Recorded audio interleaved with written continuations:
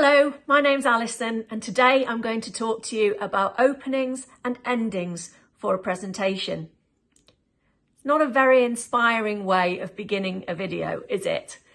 But a lot of people will use that as an opening for a talk. What I really want you to think about today are alternative ways of grabbing people's attention when you begin and conclude your presentation. There are lots of ways that you can grab somebody's attention when you start your talk. And it's widely known that we have under 10 seconds to make a good first impression. So what you say at the start of your talk is going to be really, really important. So how can you make it interesting? What are the tools? What are the devices? What are the ways that you can really bring your talk to life and grab your listeners' attention right from the outset?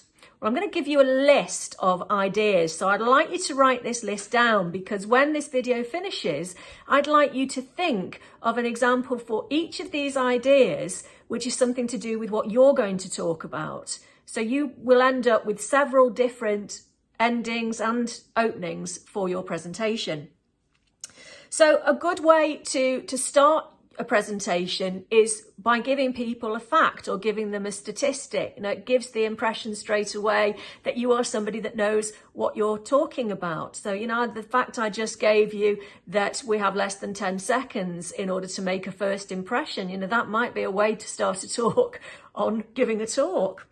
Similarly, you can use something funny. You can go in with something humorous if you think that that's going to be relevant to your talk. It's important that you're using humour when it's relevant and not just for humour's sake. You can use a quote. If you can find something from somebody influential, somebody famous who said something about your topic, again, it's a good way to grab some interest. You can ask a question. Now, why is it that we need to, whatever it might be, a rhetorical question, or it could be a question that you want your audience to answer, but straight away they're going to be engaging with you. You can use some visual material or a sound effect or the 5 senses. These are other ideas that will grab the listener's attention from the outset. I'm going to tell you a story about a young girl that I taught about 20 years ago who was giving a talk about the Titanic.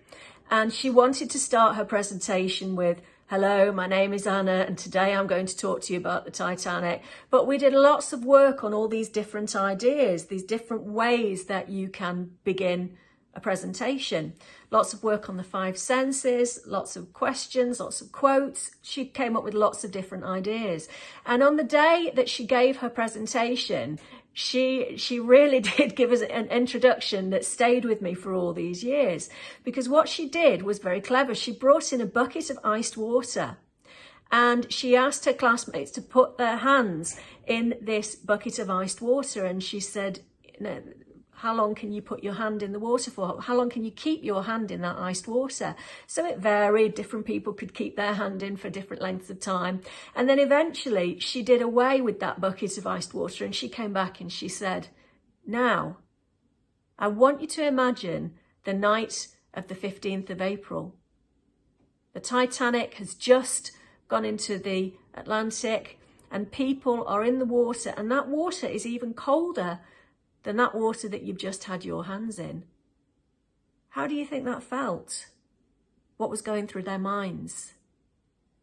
And you could have heard a pin drop in that room, because straight away she had our attention. She'd really given us something to think about. And what I'm doing now is I'm using that story to tell you these are ways that you can introduce a talk. And a story is another really, really good way to introduce a presentation, because human beings like listening to stories. They like to hear stories. So a story is always a really good way to catch people's imagination. If you can make your listeners use their imagination and think, that's what she did there. She gave us a description and then she really got us to use our imaginations. And that worked particularly well for her. So those are just a few little ideas that you could use when you are devising your introduction. And similarly, our endings are just as important. You know, we don't want to finish with "thank you for listening, are there any questions?" You know, we want our listeners to go away with something. So all of those different ways of introducing a talk, you can also use them at the end. You can finish with a fact, you can finish with a question, you can finish with a story. You know, you can come full circle so that whatever you started with, you bring us right the way back, and that gives us an unspoken cue that we're nearly at the end of this presentation.